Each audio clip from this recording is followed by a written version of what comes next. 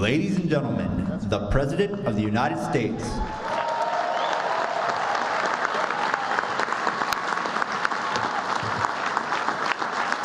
Thank you. Thank you so much. Thank you very much. Thank you. Thank you so much. Everybody, please have a seat. Have a seat. Before I get started, can we get the new presidential setup out here?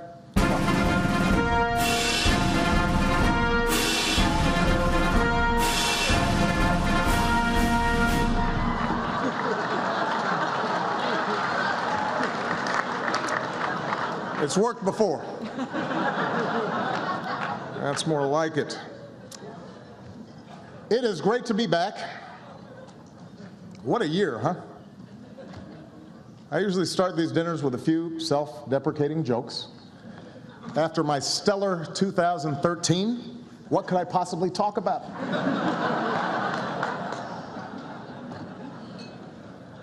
I admit it. Last year was rough. Sheesh. At one point, things got so bad, the 47% called Mitt Romney to apologize.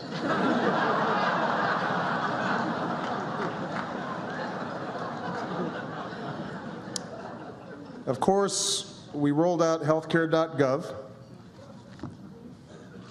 That could have gone better.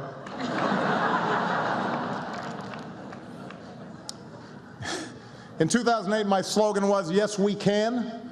In 2013, my slogan was, "Control, Alt, Delete."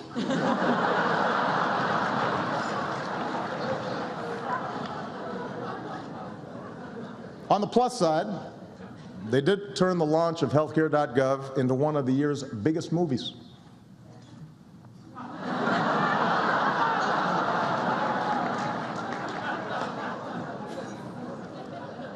But rather than dwell on the past, I would like to pivot to this dinner. Let's welcome our headliner this evening, Joel McHale.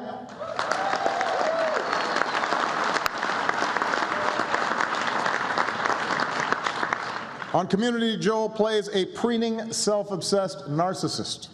So this dinner must be a real change of pace for you. I want to thank the White House Correspondents Association for hosting us here tonight. I am happy to be here, even though I am a little jet-lagged from my trip to Malaysia. The lengths we have to go to get CNN coverage these days.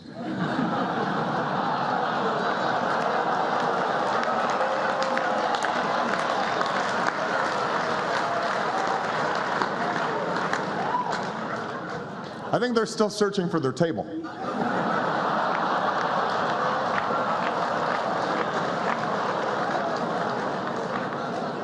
MSNBC is here. They're a little overwhelmed. They've never seen an audience this big before.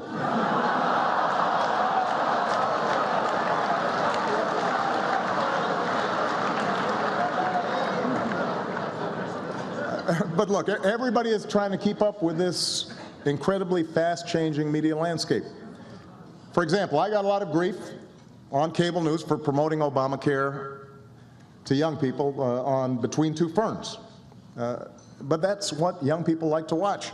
And to be fair, I am not the first person on television between two potted plants.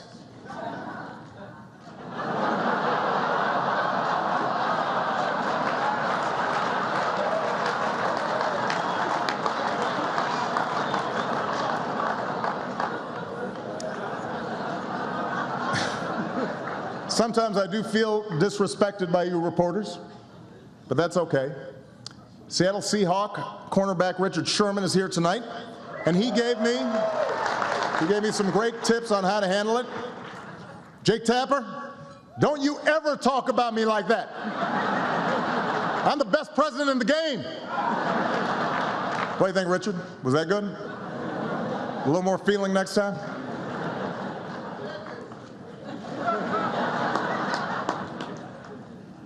While we're talking sports, just last month, a wonderful story. An American won the Boston Marathon for the first time in 30 years.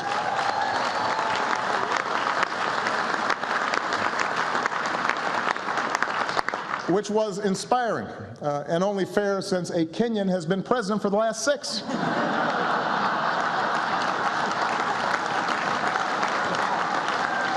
had to even things out.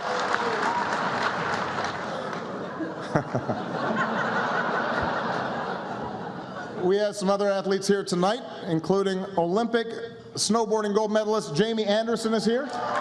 We're proud of her. Incredibly talented young lady. Michelle and I watch the Olympics. We cannot believe what these folks do. Death-defying feats. Haven't seen somebody pull a 180 that fast since Rand Paul disinvited that Nevada rancher from this dinner.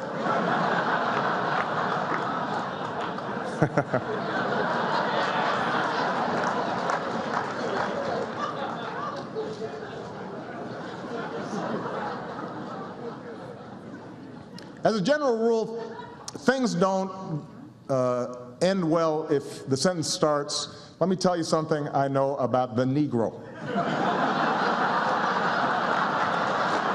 You don't really need to hear the rest of it.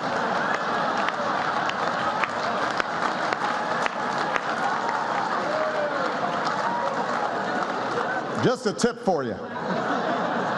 Don't start your sentence that way.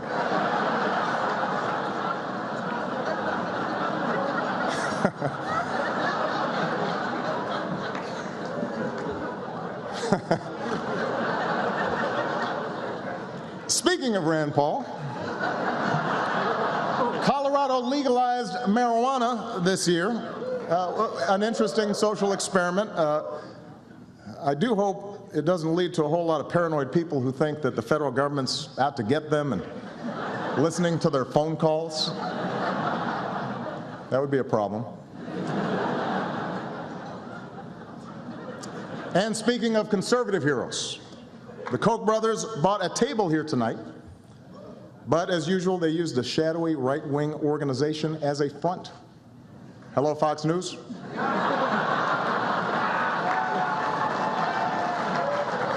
I'm just kidding. Let's face it, Fox, you'll miss me when I'm gone.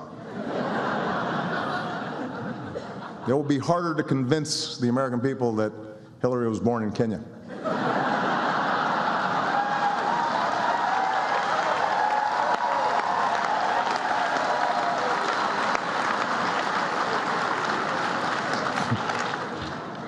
A lot of us really are concerned about the way big money is influencing our politics. I remember when a super PAC was just me buying Marlboro 100s instead of regulars.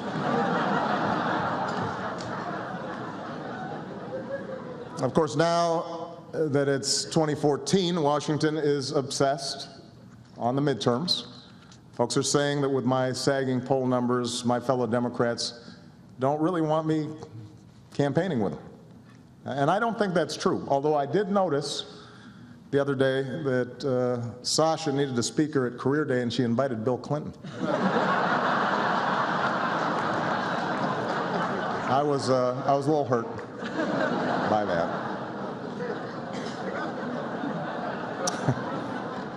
Both sides are doing whatever it takes to win. It's a ruthless game. Republicans, this is a true story, Republicans actually brought in a group of consultants to teach their candidates how to speak to women. This is true. And I don't know if it'll work with women, but I understand that America's teenage boys are signing up to run for the Senate in droves.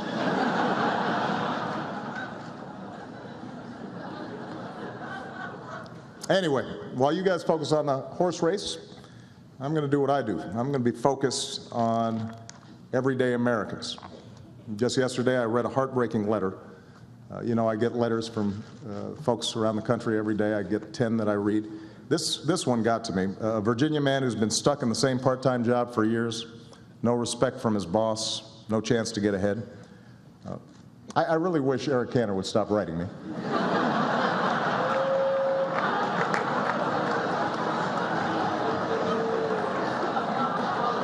You can just pick up the phone, Eric. And I'm feeling sorry, believe it or not, for the Speaker of the House as well.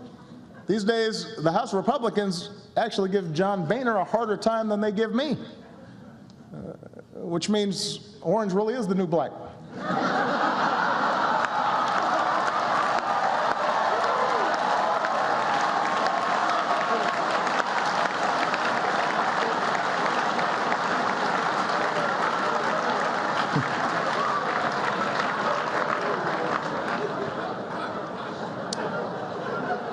But I have not given up the idea of working with Congress. In fact, 2 weeks ago, Senator Ted Cruz and we got a bill done together. And I have to say the signing ceremony was something special. Got a picture of it, I think.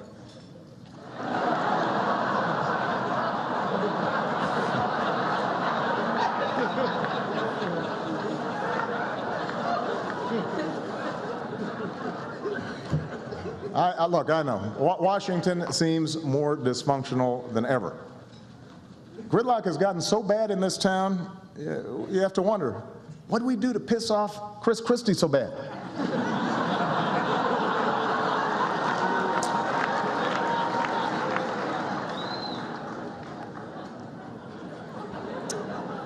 One issue, for example, we haven't been able to agree on is unemployment insurance.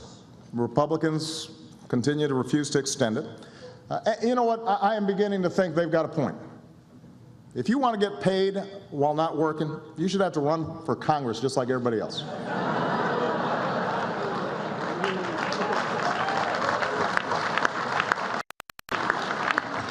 Of course, there is one thing that keeps Republicans busy.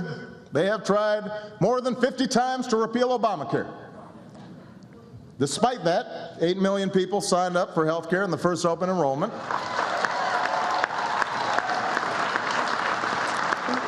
Which does lead one to ask, how well does Obamacare have to work before you don't want to repeal it? What if everybody's cholesterol drops 120? What if your yearly checkup came with tickets to a Clippers game? Not the old Don Sterling Clippers, the new Oprah Clippers. Would that be good enough?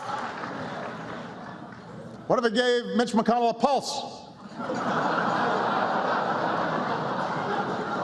What is it going to take?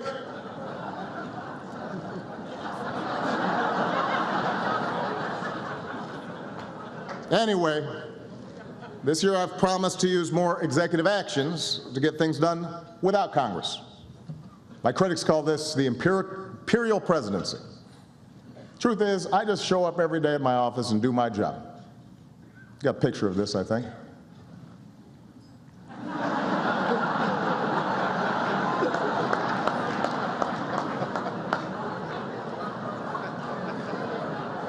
You would think they'd appreciate a more assertive approach, considering that the new conservative darling is none other than Vladimir Putin.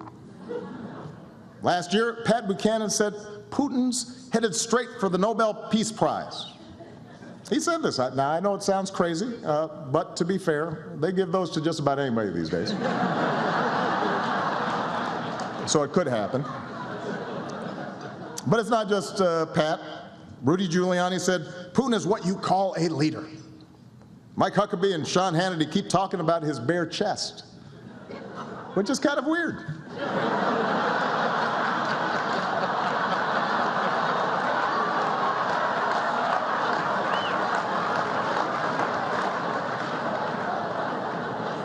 Look it up. They talk about it a lot.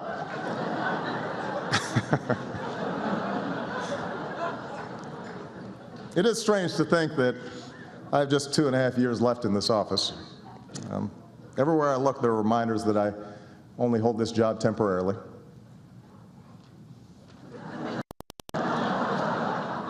But it's a long time between now and 2016, and anything can happen. You may have heard the other day, Hillary had to dodge a flying shoe at a press conference.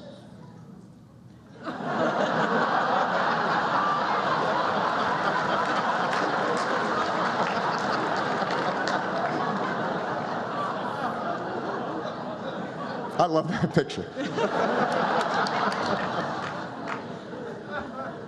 Regardless of what happens, I've run my last campaign and I'm beginning to think about my legacy. Some of you know Mayor Rahm Emanuel recently announced he's naming a high school after me in Chicago, which is extremely humbling. I was even more flattered to hear Rick Perry, who's here tonight, is doing the same thing in Texas. Take a look. Thank you, Rick. It means a lot to me.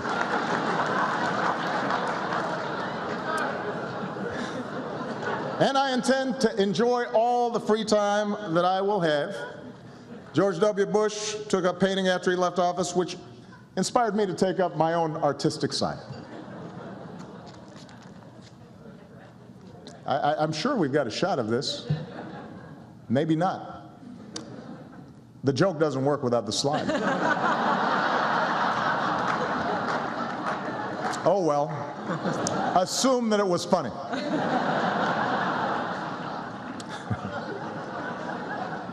Does this happen to you, Joe? It does, okay.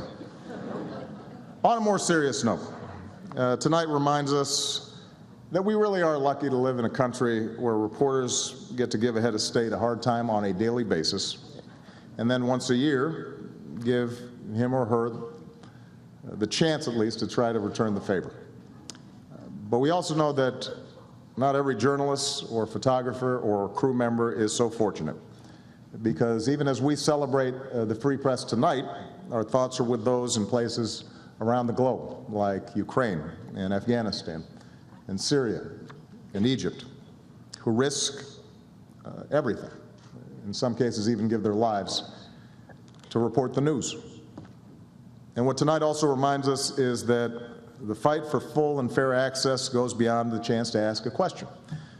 As Steve mentioned, decades ago, an African American who wanted to cover his or her president might be barred from journalism school, burdened by Jim Crow, and once in Washington banned from press conferences. But after years of effort, black editors and publishers began meeting with FDR's press secretary, Steve Early. And then they met with the president himself, who declared that a black reporter would get a credential. And even when Harry McAlpin made history as the first African American to attend a presidential news conference, he wasn't always welcomed by the other reporters. But he was welcomed by the president, who told him, "I'm glad to see you, McAlpin, and I'm very happy to have you here." Now that sentiment might have worn off once Harry asked him a question or two. And Harry's battles continued, but he made history. And we're so proud of Sherman and his family for being here tonight, and the White House Correspondents Association for creating the scholarship in Harry's name.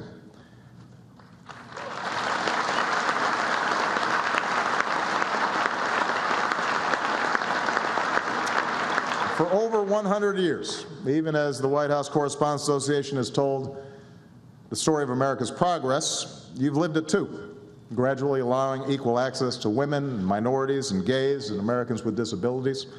And yes, radio and television and internet reporters as well. And through it all, you've helped make sure that even as societies change, our fundamental commitment to the interaction between those who govern and those who ask questions doesn't change. And as Jay will attest, it's a legacy you carry on enthusiastically every single day. And because this is the 100th anniversary of the Correspondents Association, I actually recorded an additional brief video thanking all of you for your hard work. Can we run the video?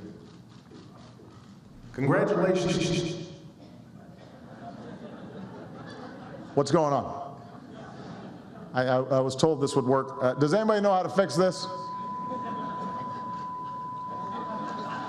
Oh, thank you. You got it?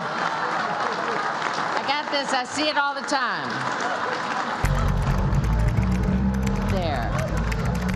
That should work. Congratulations to the White House Correspondents Association. Here's to 100 more terrific years. Thank you very much, everybody. God bless you. And God bless America, and thank you, Kathleen Sebelius.